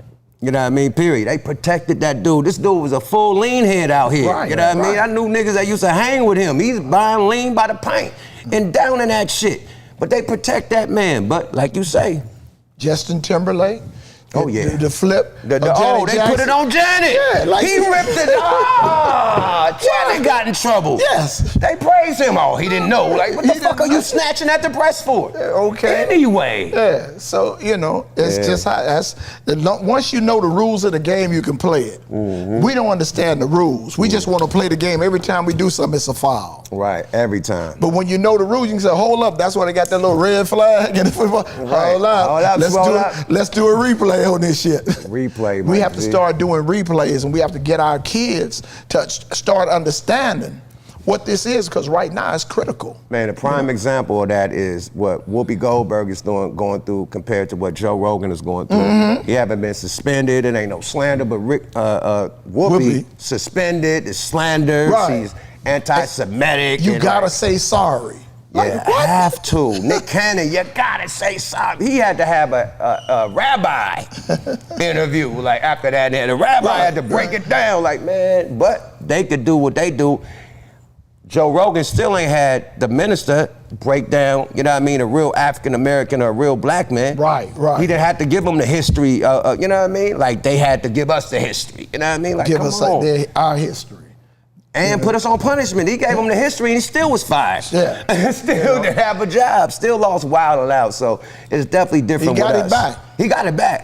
It took some time. But because he didn't really kiss the ring, and he owned his property. And salute, because they try to give it to the 85 South show, man. Shout out DC Young Fly, man, for keeping, and the whole 85 South show for being solid. They try to offer it to DC Young Fly and the 85 South show, and they're like, nah, fuck that. We down for Nick. So they turned it down. Yeah. And when nobody would really do it, you know what I mean, they had to go back to Nick. Because VH1 was playing old black movies. They shit went off. Rating went down. It was bullshit. You know, so y'all need us. And that was the only thing, that was MTV. Yeah. That's the only thing nigga would watch, not a nigga, the N-word, but that's the only thing we was watching MTV for. That's Wildin' right. Out, That's period. it. Other than that, right we ain't now, even it's the only fucking thing with you watching MTV. show.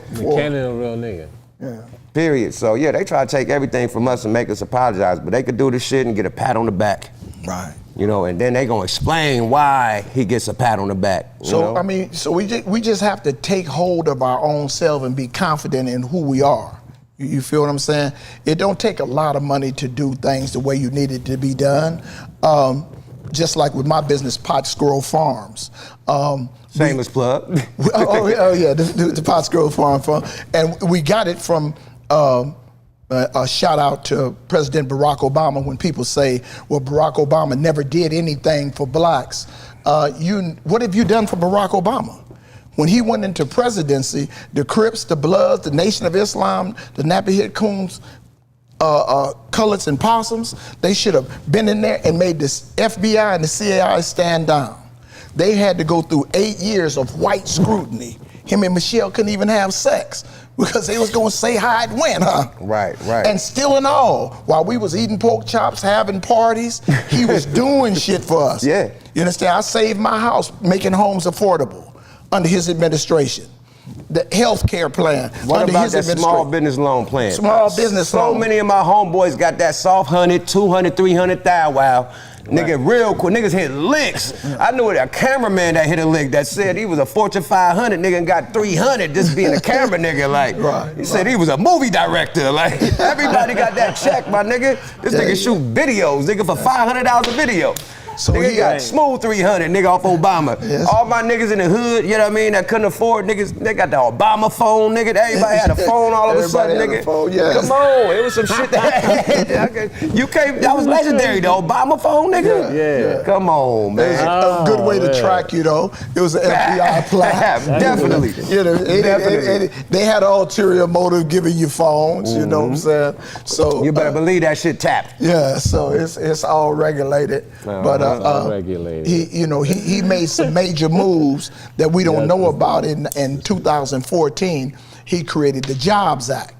You know what I'm saying? Okay. And the Jobs Act, you know, when we hear about the job, we run. Right. But President Barack Obama said he wanted to level the playing field and bridge the wealth gap with blacks in white America. Wow. Right? So he created the Jobs Act, and he told the Congress when they made the Jobs Act to go tell my people, right? Right. So when they wrote the Jobs Act, they didn't say for blacks, they wrote in Chapter 7 for minorities. A minority don't make you black. Don't mess for everybody. That's a code word for everybody but black. Everybody but. Period. So now, this 2022, you just hearing about the Jobs Act. Right. And the Jobs Act was he leveled the playing field for the SEC and the stock market. Wow. It's all about stocks. Facts. Right? Facts. You see them Dodge coins and all that shit going up and all these goddamn stocks and shit. And yeah, it's about that. That's a game they don't tell you, but keep on landing. So keep on landing. One of my partners, Big Stu, I'm from Cedar Street, Compton, California, is in the federal penitentiary. He called me and told me about the Jobs Act. He said, man, Marv, I'm sitting here, this is gonna be big. When I get out of the penitentiary, so he started giving me the credentials. No, we good. Yeah, we about to wrap it up. Yeah, so he started telling me about the Jobs Act, and he got out in 2020. He was one of 74 dudes in Terminal Island that didn't have the coronavirus. Wow. And they put him on the street, right? So the Jobs Act, in 2000, I was referring to Black Wall Street. Black Wall Street in Tulsa, Oklahoma in 1921, when you heard Black Wall Street, they copied off of Wall Street. Facts. And Black Wall Street, the money went through blacks' hands 19 times before it got back to whites. And when whites found out about it, they burnt the town down. Yeah, they had helicopters and planes dropping bombs. They had the army dropping bombs. The army. That's done in history before. When the Asians it's a Chinatown in every fucking major city in America. Yes. And as soon as we had our first African town, which was Black Wall Street, they come and bomb that motherfucker. We got Allenworth in California. Oh, that's Allenworth is a black town that you don't know about. And then Rosewood was a black town that they burned down in Florida. Of course they're going to burn down. That Greenwood in Georgia. So we had them, but we weren't able to reproduce them. Right. You feel what I'm saying? So once that went down and you went through the Great Depression, after the Great Depression, Franklin Delano Roosevelt in 1932 did the New Deal, what you know about the New Deal is Social Security. It established Social Security, but what he did, he went to New York and gave them billions of dollars to put a shot back in to Wall Street, right? Wow. He bring up the economics. So in 1933, they came up with the Security Police, the SEC. So blacks wouldn't get back into it. You had to make $250,000 a year Back in then. 1932. The fuck? How? That's like being a millionaire. Or at least have $2 million or know a millionaire to get into the stocks, right? Yeah, to get into the stock. To get into the Oh stocks. my Lord. This is what you call insider trading. Yeah, that's redlining at You its understand? finest. Yes. Redlining. So now, President Barack Obama leveled the playing field. You don't have to be a millionaire. You don't have to make $250,000. So that's why everybody can invest in stocks right now. You got penny stocks. We don't want to deal with penny stocks. Right, but you got the lowest shit now. Right. So now all of a sudden they started IPOs. These are private companies going into the stock market, right? So Facebook is in 2016 the word come up unicorn stock, right? Right. Grubhub is a unicorn stock. Okay. Facebook is a unicorn stock. WhatsApp is unicorn stock is the only stock that you can get. You'll get 1,000 times your money. Wow. You don't get that selling dope, right? Man, we gonna talk after this. I got a couple dollars I need to invest in unicorn stock.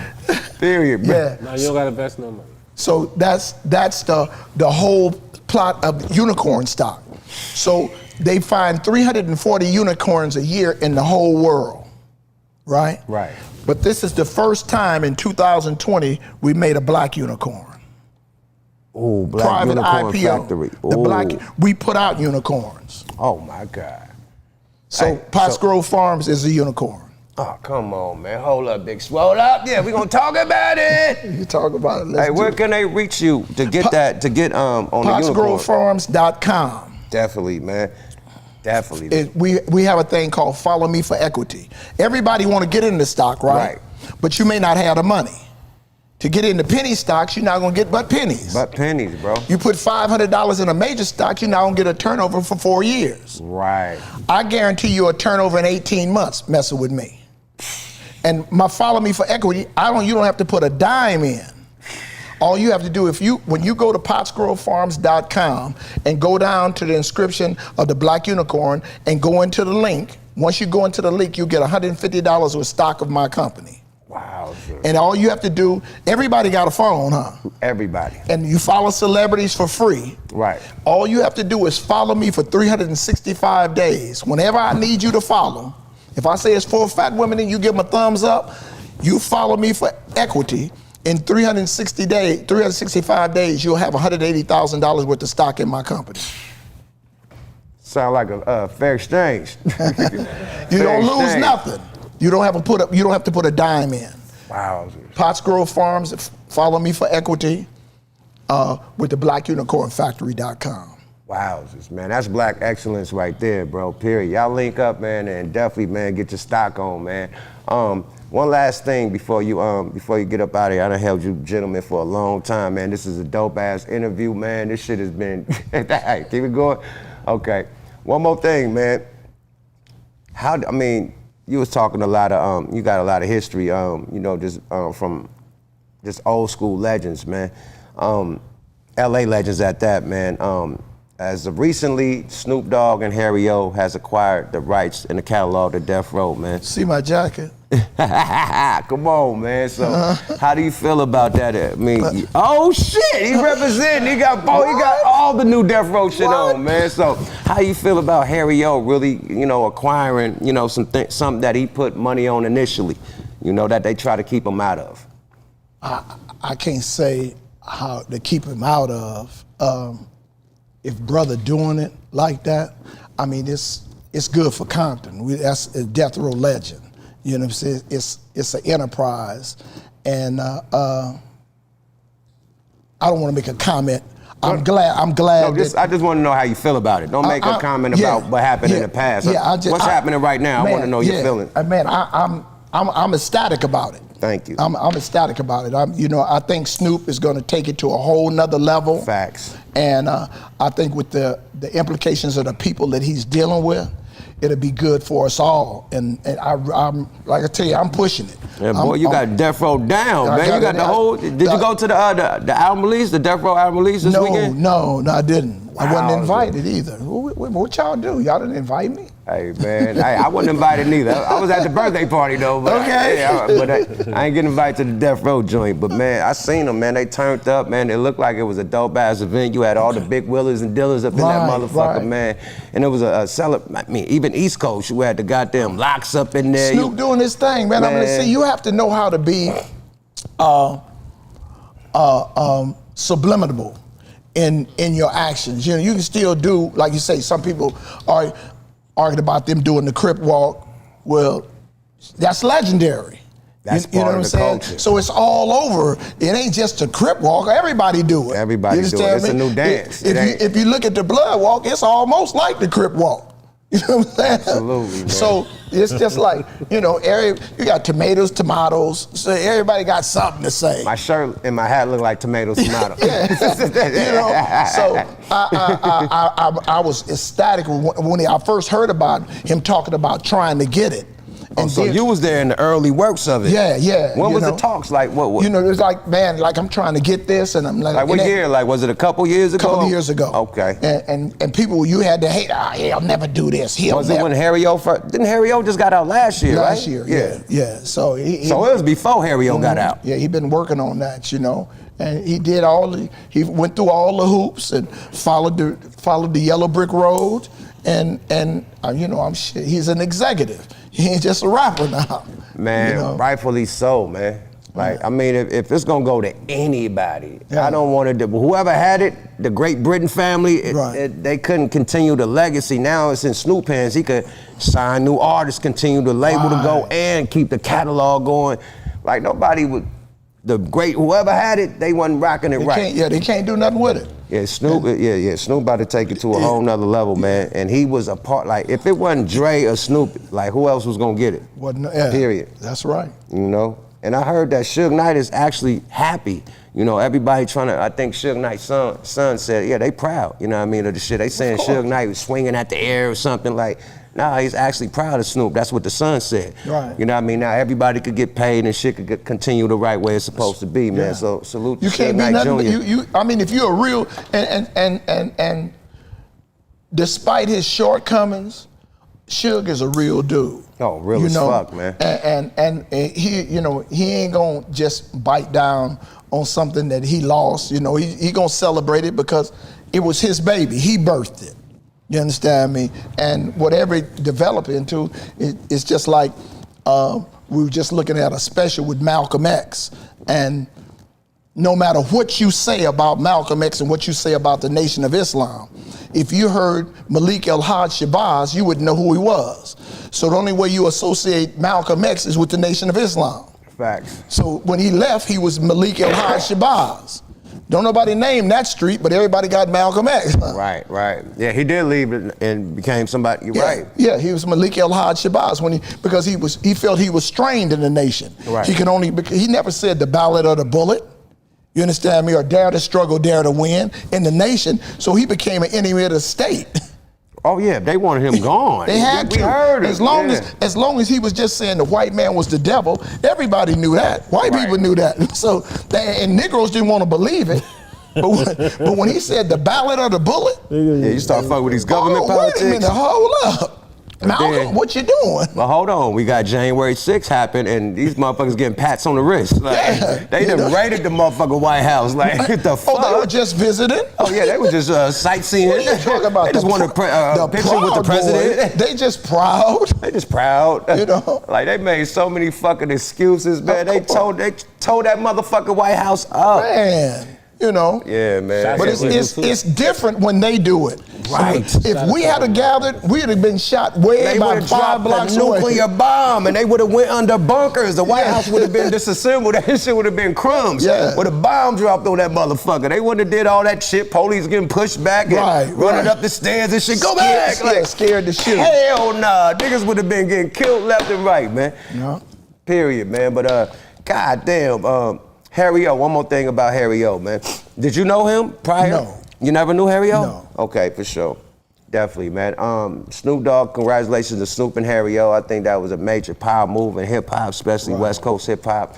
You know, and shit, man, I can't wait to see what they do. You know, that new album, Back on Death Row, was banging like a motherfucker. Yeah, I've been banging that bitch all the way to this motherfucker. So salute to Uncle Snoop. Definitely support, you know what I mean? I've been on tour with the dude. He always keep us on tour with him and shit. So we appreciate the opportunities that he bring to the table for us too, man. So I think Snoop Dogg is the most popular rapper ever in life. In the world, In life, like niggas, grandmas and grandpas know Snoop. No Snoop. And the little kids know Snoop, like the little babies. Like if you from the demographic, from the little ones to the grannies. You know who Snoop Dogg is. Yeah. Everybody know who Snoop all is. racists, all Asians, What's the white everybody. girl Russians. name he's cooking with? Martha Stewart. Martha Stewart, man, the rapper hooked up with Martha Stewart, got her on blazing. Come on, man. Word is born. You know what's some dope shit about Snoop? Man, when I seen him do that Pop Warner football shit, because we all play football. Yes, for the kids, how that man. he just on a football field. Yeah, chilling with the kids, coaching. But you got to understand, he brought football back that hadn't been played in 20 years. Yeah, that was when we was little. You understand me? Warner, man. We was little. Gangbanging closed that down. And when he brought it back, it made everything major over the whole cities. You know, like say, kids with their so man, they traveling, like they going from state to state. You know what I mean, with this Pop Warner thing. I always said that shit about Snoop. I said, man, you know what? Like I already knew like he came from a real spiritual family. Facts. Cause that nigga right now. Rest in peace to his moms. Yo, he fell in line with God. Facts. And still was able to He made get a his gospel shit off. album, dude. That's what I'm saying. Yeah. But before he did the gospel album, when he won that case, it's like everybody was like, man. But the first thing he did, prayer hands and start praying. It's two people I always wanted to meet.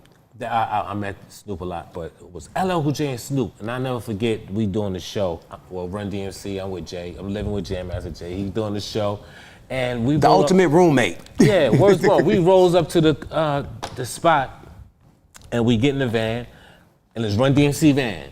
But Puffy in the front and Biggie in the back. I'm like, damn, it's like, what they doing in here? It's like, this supposed to be Run DMC. You know what I'm saying? You know what I'm saying? You wigging. You're like, yo, this our shit, B. What I'm saying? Hey, get out of here, B. Look, check it out. This some real shit.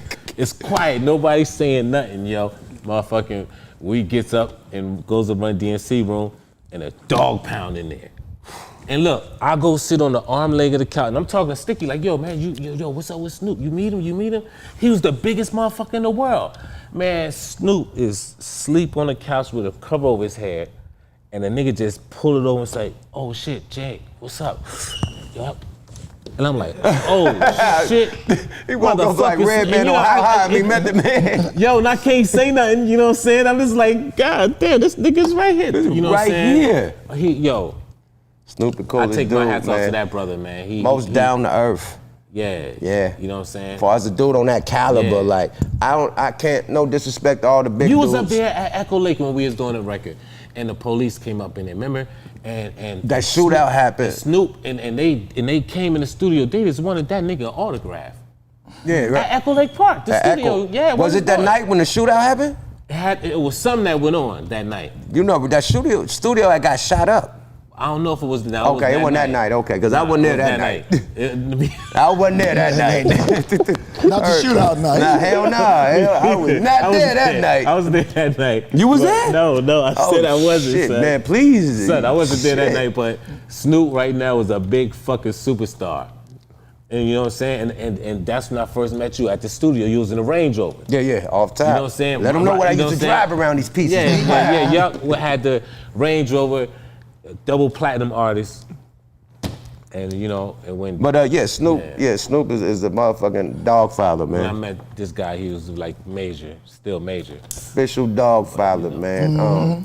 Hell yeah, man. Y'all want to give any shout outs before we get out this motherfucker, man? Y'all social medias, man, and whatever y'all got going, like. PottsGroveFarms.com, Ayatollah Marv. Definitely, man. You know, so get with us and get rich. And Yeah, go check. bless. And shout out to Yuck for bringing me on. Yada-da. Young man, old man out of Compton he brought in. Like a Nightmare on Elm Street. We rolling it. Hey, definitely, man. Appreciate you, my brother. And my brother T-Hussle, man. Always a pleasure to rock with my dude, man. You got any shout outs or anything that you're doing? I heard you, you know what I mean, got big moves going down. So Yeah, you know what I'm saying? I'm with KK Rosemont. We got the RMG. Okay. I'm popping with Sony, you know what I'm saying? I'm senior vice president of A&R. So it's like. Hold on, man. He's saying that shit real calm, man. He said he's the president of A&R at Sony. CVP of A&R, of RMG Sony.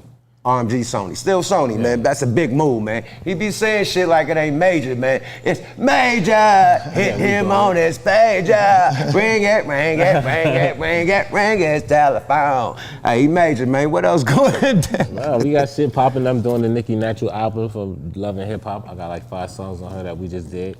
Salute to her. Chico shit coming out. Chico DeBarge finally. Chico, you got him back in the lab. Well, KK, you know what I'm saying, got him. You know what I'm saying? I did like 5 records. Oh, we like, good you know what I'm shit. saying? We did some records on him, and they putting them out now. Oh, dope. Vito Gatz is out on the RMG label. Yeah, man, we got a lot of shit going on. And he also hooked us up with Zab Judah. Judah.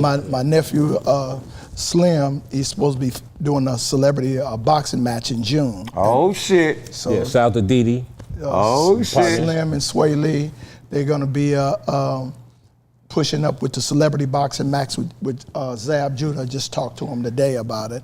Slim's in there training and getting ready to. Oh, Slim is about to fight somebody? Yes, sir. Who you fighting? We don't know yet. It better not be Blueface 100. Blueface. Blueface. It better not be Blueface, man. I heard Blueface fight with somebody else, though. I think him and, who they said fight? Blueface got a fight set up with somebody, man. But that celebrity boxing is dope, man. Rest in peace, Gonzo. February 20th, they got the grand opening to the gym. So if you want to come. You Out here in L.A.? Yeah, it's in Woodland Hills. Woodland Oh Hills. man, come on, I'm out there. Yeah, That's, the that's 20th, my yeah. neighborhood, D. Right. Yeah, I pull right on up, baby. Oh, yeah. Yeah. Definitely, man. This was one of our dopest motherfucking interviews ever, man. Period. To me, you know Shout what I mean? out to Didi too, because she handled the legal affairs for RMG Sony, and she also Zab Judah husband. Shout out to Zab, Zuda, and D. You know what I We mean? really Teamwork make the appreciate dream you, work. man. Yeah, You know what I mean? And it's a positive message, man. Like, we ain't want to hear with all the bullshit, man. You gave not only me, but you gave the viewers a lot of game tonight. You, celebrity, you work with legendary people, you know what I mean? Gave us a lot of game and history tonight. I appreciate both you brothers, man. Period, man. We appreciate you. And it's another episode of Smoke A Lot Radio, man. It's your host with the most coolato smoke, man. Smoke A Lot Radio, you dig? Powered by the world famous Corn Academy and sponsored by Royal Blunts for the stunt, man. Stay loyal to Royal. I got pissed like a motherfucker. We out this motherfucker. Bye! Yuck! Ayatollah! T-Hussle! Bye! Da-da-da! Smoke A Lot Radio! Look, tap in, nigga, log in. Smoke A Lot Radio, we going all in. Tap in, bitch, log in. Smoke A Lot Radio, we going all in. Tap in, log in. Smoke A Lot Radio, we going all in. The squad making sure we all win. Smoke A Lot Radio, we going all in. Zilla, I'm the host with the most smoke. Rolling up the most dope. Kato got the most jokes. Simone Taylor keep it sexy for the grown folks. I'm OG, tone low, bouncing on them gold spokes. Smoke, we the #1 podcast. Some other shows, all trash. Amber Rose, all ass. Broadcasting live from the coast. Sick committee with the jokes. Come and get your ass roast. Killer County, Kato phone, you nigga, review my file. How to show up on the net. You other niggas is clowns. Pulling buster niggas' cars, pulling whole skirts up. I'm the king of one-liners, y'all got what the fuck? Since we stepped up on the scene, we got the haters' attention. Only bosses on the set, you other niggas is mentioned. For your back for interviews, nigga, boss up your views. Nigga, fuck your crew, nigga, who is you? Coming through with the block report. The real spill, cause niggas know I got report. About to give you what you're waiting for. Simone, Kato, and Yuck, we about to take the floor. And we back like we never left. Other radio shows, they getting put up on the show. Every time we step out, you know we fresh to death. Here to take our reign till there ain't nothing left. You bitch! Hey, who is these niggas y'all talking about? They gon' get on Smoke A Lot with they 400 followers, 17 motherfucking view having ass. Fuck, these niggas crazy than a motherfucker. These niggas crazy than a motherfucker. Fuck. Hey, Simone, what she got with? On my mind.